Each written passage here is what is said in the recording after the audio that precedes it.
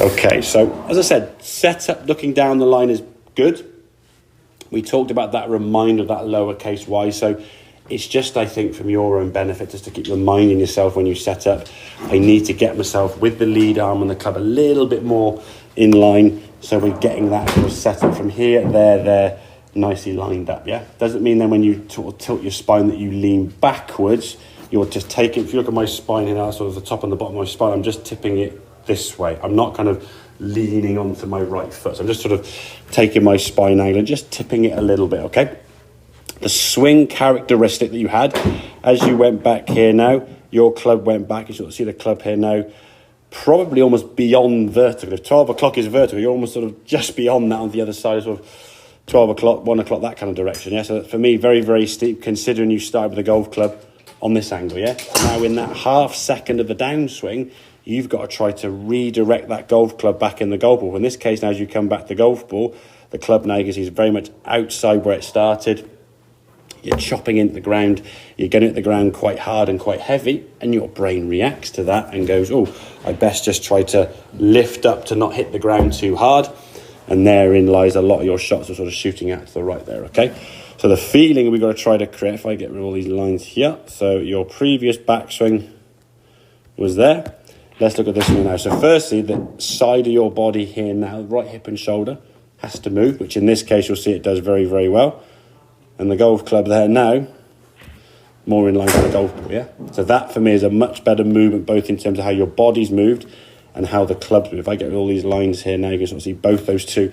They're very different backwards. Now, is there an argument you've gone a little bit too far this way on the backswing? Yeah, the ones that we didn't get on camera, you missed the ball, you did go too far back.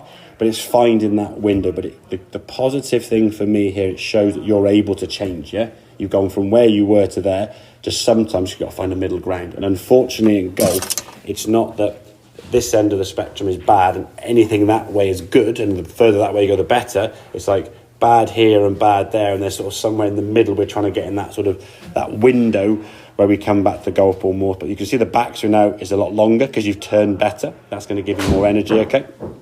Now as you come back to the golf ball, the club we can see now is matching up towards the golf ball. When it comes into the golf ball here now, if we look at the difference of the shaft, see how it's more on the inside the ball where it started, yeah? So when we're coming into the golf ball now, we're going to be striking with a much more efficient angle.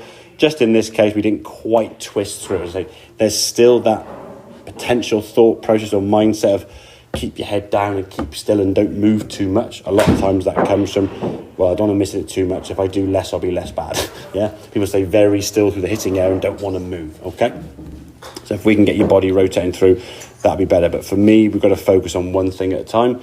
Your setup now from last session is looking better. Just keep reminding yourself that as a sort of static thing.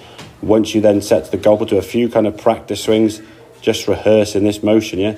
Getting the club working on a better angle, more around you, yeah? Rather than going back as sort of steep as you had before, okay? So we're effectively changing the angle in which your club swings on back into impact, yeah? So on occasions, you might find you hit a little bit high on the golf ball. I don't mind that, to be fair. I'd rather see that, because what's going to show is that you're actually bringing the club from a better angle here than coming down too steep, okay? So it's more of a flatter angle we're looking for, yeah? So that's mainly your swing there that we're going to focus on now. And again, it's just a question of just a bit of repetition and practice with the club that you have or clubs you have at home. And you can do that literally in the garden, just making some swings just to here. Just to segue into that with these shorter movements we're doing now, when you're warming up, just make swings of no longer than this on the way back.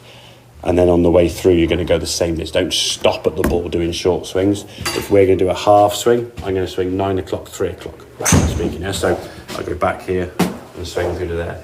What we don't want to do is do a small swing that is a full backswing and then a stop. Yeah, we never want to stop at the golf ball or quit at the ball or keep our head down, as people unfortunately get told, or doing that kind of jazzy stuff. Okay, does that kind of make sense then, Kevin, with the sort of setup we've got there and the sort of swing we're looking at today? Nash, it's a bit more swing orientated. Yeah, sure. Yeah, but that's where it's going to go the next day. So, as I say, generally first session setup, bit of setup, tweaking and reminding. Now we're looking at backswing, getting that club work on a better angle. Next session on the golf course, we'll look at kind of the follow through and how that finishes and completes to get you on the course there. Okay, Excellent, good stuff. Right.